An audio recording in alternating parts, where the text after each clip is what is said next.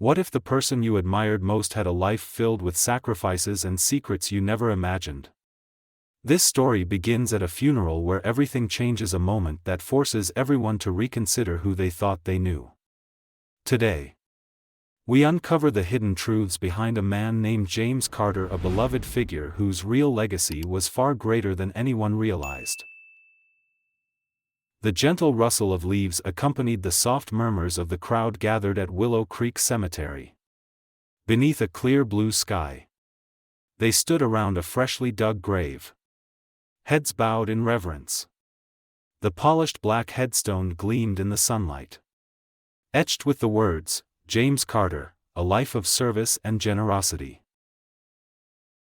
James was widely respected in the community, known for his charity work and his warm, inviting nature.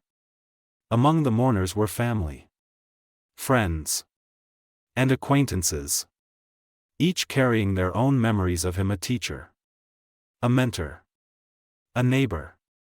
He was a man whose life seemed perfect, yet few truly knew the depth of his story. At the edge of the crowd stood an elderly black woman, her presence both modest and striking. Dressed in a deep blue gown, her silver hair tucked neatly beneath a simple hat, she clutched a single white rose. Her eyes, filled with quiet intensity, revealed emotions far deeper than anyone else's. While others exchanged pleasantries and shared stories, few even noticed her. She stood alone, silent, as though waiting for the right moment to speak. And when she finally stepped forward after the pastor's prayer, the quiet crunch of gravel under her heels drew all eyes toward her. Her name was Clara Jones, and she was about to share a truth that would change everything they thought they knew about James Carter. As the final prayer concluded, the crowd stirred. The mourners began shifting uncomfortably, preparing to pay their final respects. But before anyone could move, the elderly woman in the blue dress stepped forward. The sound of gravel crunching beneath her heels silenced the quiet murmur of voices.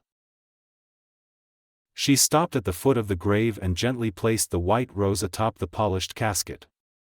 Straightening her posture, she turned to face the crowd, her steady gaze sweeping across the sea of curious faces. "My name is Clara Jones," she began, her voice calm but commanding. "I doubt many of you know me, but I knew James Carter better than anyone here." Her words hit the crowd like a thunderclap. A ripple of murmurs swept through the mourners. Friends exchanged confused glances, while family members furrowed their brows, clearly unsettled by the bold claim. Clara paused, letting the weight of her statement sink in. Her expression was calm but resolute. "Before this day is over, you'll understand why I'm here. And you'll learn about the James Carter most of you never truly knew." Clara's gaze softened as she looked toward the casket. "I first met James 50 years ago," she said, her voice tinged with emotion. "It wasn't here in this town. It was in Montgomery, Alabama, during one of the most turbulent times in our nation's history." The crowd leaned in, curiosity etched on their faces. Clara continued, her words painting a vivid picture. "It was the summer of 1963, and the civil rights movement was in full swing. I was a young woman, full of anger and determination, ready to fight for a world where people like me could live with dignity and freedom. James was just a young man then, idealistic, ambitious, and unafraid to stand up for what he believed in." Her voice grew softer, as though the memories were unfolding in her mind. "We met on the steps of an old church, where we were organizing sit-ins and protests.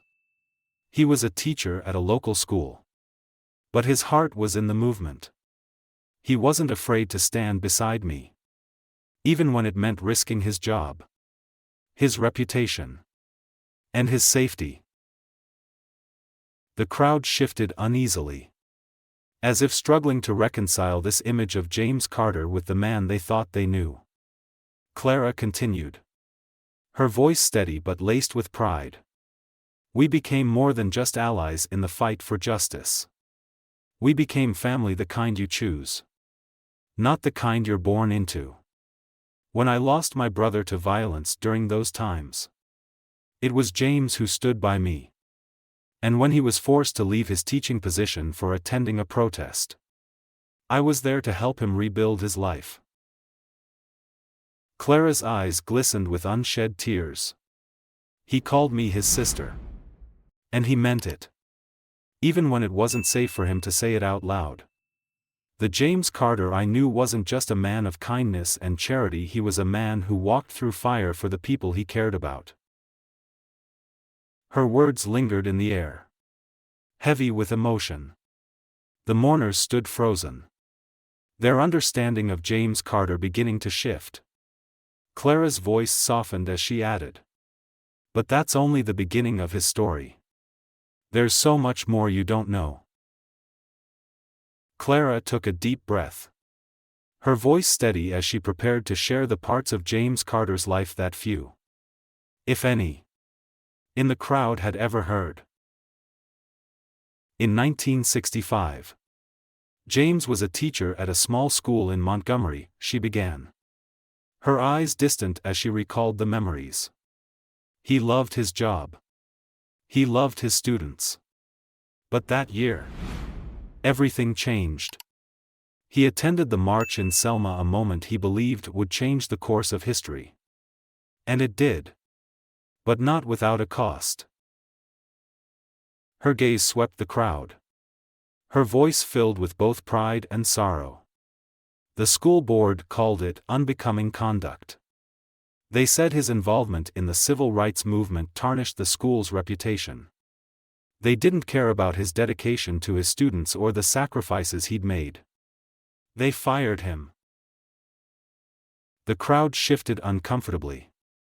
Clara paused for a moment before continuing. James didn't complain. He didn't lash out.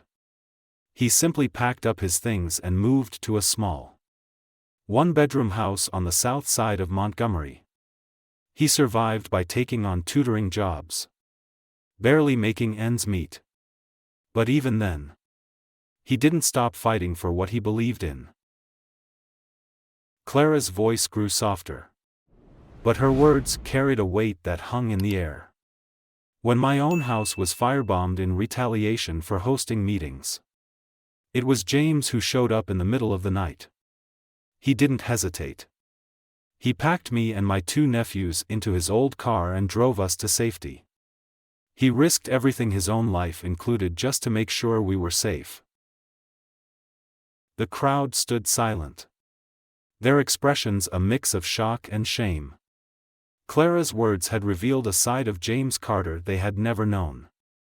A man of quiet, selfless bravery, who had endured hardships and danger for the sake of others. Clara's voice softened, and she reached into her purse, pulling out a folded piece of paper.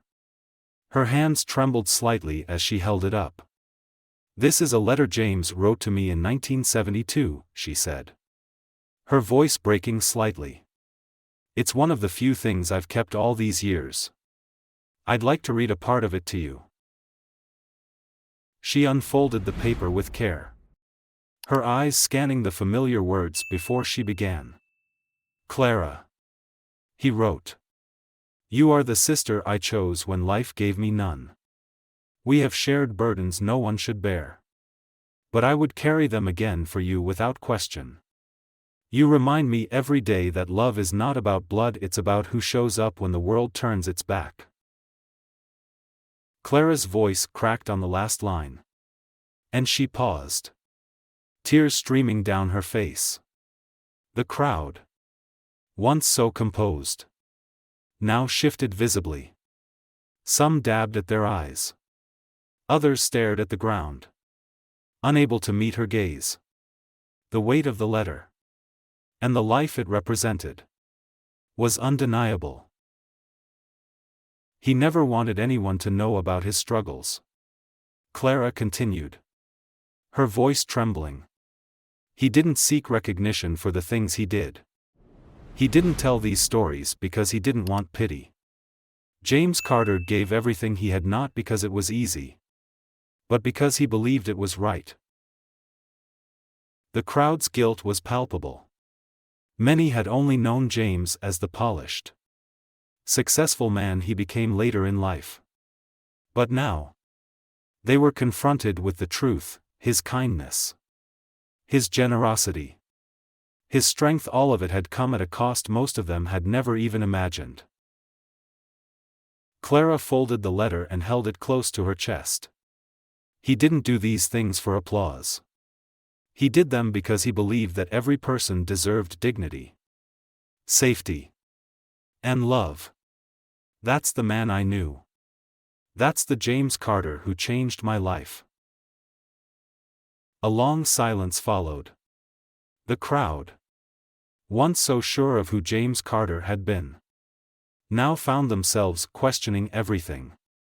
Clara's words had revealed a man whose legacy was far greater and far more complex than they had ever realized. Clara paused. Her hands clasped tightly together, and scanned the crowd. She hesitated for a moment, as though gathering strength for what she was about to share. "There's one more truth about James Carter," she said, her voice steady but heavy with emotion. "A truth that very few of you know. And it's one that shaped the man he became." The crowd shifted uneasily, unsure of what to expect. Clara took a deep breath and continued. "James had a son. His name is Samuel. And for years, James couldn't acknowledge him publicly. He was forced to hide that part of his life because of the world we lived in, the prejudice, the judgment, the fear of what it might do to his reputation and his ability to help others." Gasps rippled through the mourners. Clara's voice softened as she went on. "Samuel's mother was a black woman, a dear friend of mine. At the time, their relationship was something society couldn't accept. So James made an impossible choice. He couldn't be the father Samuel deserved in the eyes of the world. But he never stopped being there for him in every way he could." Clara's eyes glistened with unshed tears as she spoke. James sent money to support Samuel's education. He wrote him letters every week, sharing advice and stories, teaching him about the kind of man he hoped he'd grow up to be. He visited whenever he could, always under the cover of darkness, to avoid the scrutiny that would follow. He loved Samuel deeply, even if he couldn't show it openly. The crowd was stunned into silence, their preconceived notions about James Carter shattered. Clara's words revealed a man who had made painful sacrifices to protect both his son and his mission to serve the community. As the crowd processed Clara's revelation, she turned and gestured to someone standing at the back. "Samuel," she called softly. A tall man stepped forward, his presence commanding yet humble. His broad shoulders and strong jawline bore an unmistakable resemblance to James Carter. As he walked toward the front, the crowd stared, their shock evident. Samuel stopped beside Clara and gently placed a hand on her shoulder. His voice was deep and steady, filled with emotion. "Thank you, Clara," he said quietly, "for everything." Turning to face the crowd, he paused for a moment, as though searching for the right words. "I am Samuel Carter," he began, his voice firm but laced with emotion. "I am James Carter's son. And I stand here today because of the sacrifices my father made, sacrifices most of you never knew about. The crowd hung on his every word. Samuel's eyes swept across their faces, his gaze unwavering. My father couldn't claim me publicly because of the world we lived in. But he never let that stop him from being a father. He supported me, loved me, and taught me what it means to live with integrity and courage. His voice faltered slightly, but he pressed on. He always told me that a person's legacy isn't about what they leave behind in things, it's about what they leave behind in people. Standing here today, I can see that he left behind far more than I ever imagined. Not just in me, but in all of you. Tears welled in Samuel's eyes. But he smiled softly. My father didn't care about recognition or applause. He cared about doing what was right. And he believed that the only way to truly honor someone is to carry their values forward. The crowd stood silent, many of them wiping tears from their eyes. Samuel turned to Clara and took her hand. Thank you for standing by my father. For being the family he needed when the world turned its back on him. And thank you for ensuring that his story, the real story, is finally told. Clara nodded, her own tears flowing freely. Together, they stood as living testaments to James Carter's sacrifices, love, and unwavering commitment to leaving the world a better place. Clara took a steadying breath, her voice soft but resolute as she spoke again. Before James passed, he made sure his legacy would continue not through plaques or awards, but through action. 2 months before he left us, he called me. He wasn't well, but his spirit was as strong as ever. He told me he was setting up a trust. The crowd leaned in, listening intently. This trust wasn't for his family or his estate. Clara continued, her voice filled with emotion. It was for the children of this community. The ones who grow up in difficult circumstances. Who dream of a better life but don't have the means to achieve it. James wanted to make sure those children would have opportunities, scholarships, mentorship programs, after-school activities. He wanted them to have the tools to build a brighter future. Samuel stepped forward, his deep voice adding weight to her words. That trust is already in place, he said. It's not just an idea, it's a reality. It will provide scholarships for underprivileged kids, mentorship programs to guide them, and resources to help them succeed. My father believed that education and support could change lives. And he wanted to make sure that his work would outlive him.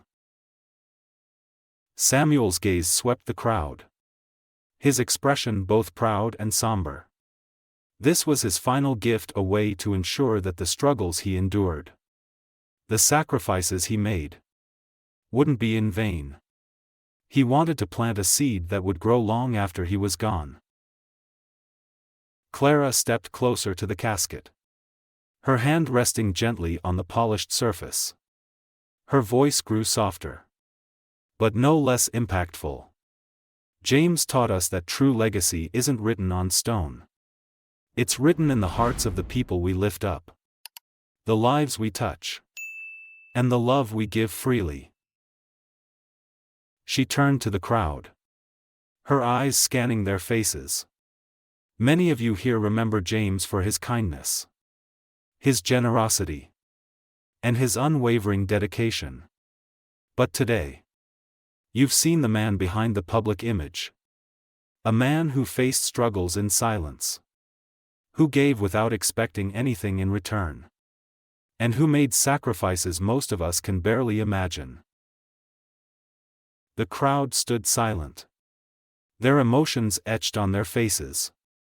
Tears glistened in many eyes, while others nodded quietly in agreement. Clara continued, her voice steady. James didn't live for applause or recognition. He lived to make a difference. And now, I ask you, how will you honor his memory? How will you be remembered? Not for the things you have, but for the lives you've touched and the love you've given. Samuel added, his voice strong and steady. My father believed that every act of kindness, no matter how small, creates ripples that can change the world. He didn't just say it, he lived it. And now it's up to us to carry that forward. The crowd seemed to exhale as one, the weight of Clara and Samuel's words settling into their hearts. As people began to reflect on their own lives, the somberness of the cemetery gave way to a sense of renewed purpose. Clara offered a final smile, her voice filled with both sadness and hope. Remember James not just for what he did, but for what he believed, that we all have the power to make the world a little better. One act of love at a time. The mourners nodded, many wiping away tears, as the service came to a close. Though the day began as a farewell, it ended as a call to action, a reminder of the profound impact one life can have on countless others. As the final words were spoken, the atmosphere at Willow Creek Cemetery shifted. What had begun as a somber farewell had become something entirely different, a celebration of a life lived with purpose and courage. The headstone, etched with "a life of service and generosity," no longer seemed like just words on stone. It was a testament to the truth Clara and Samuel had revealed. Mourners lingered, their grief now mingled with a sense of inspiration. Conversations buzzed quietly among them, sharing memories and personal stories of James Carter's kindness, seeing his legacy in a new light. The cemetery, once a place of mourning, had transformed into a space of reflection and resolve. Clara's words echoed in their minds, true legacy isn't written in stone, it's written in the hearts of the people you lift up. James Carter's life had left an undeniable imprint on everyone present, inspiring them to carry forward his values of kindness, courage, and sacrifice. As the crowd began to disperse, there was a quiet sense of purpose. They walked away not just remembering James Carter but determined to live out the lessons he had embodied, to love selflessly, give generously, and fight for what is right, no matter the cost. If this story of James Carter's life moved you, let it inspire you to reflect on your own legacy. How will you be remembered? Not for what you owned, but for the lives you touched and the love you gave. Help us share more powerful stories like this by liking this video, leaving a comment, and subscribing to our channel. Your support makes it possible to continue spreading messages of hope, kindness, and inspiration. Thank you for watching, and remember, every act of kindness leaves a mark that lasts forever.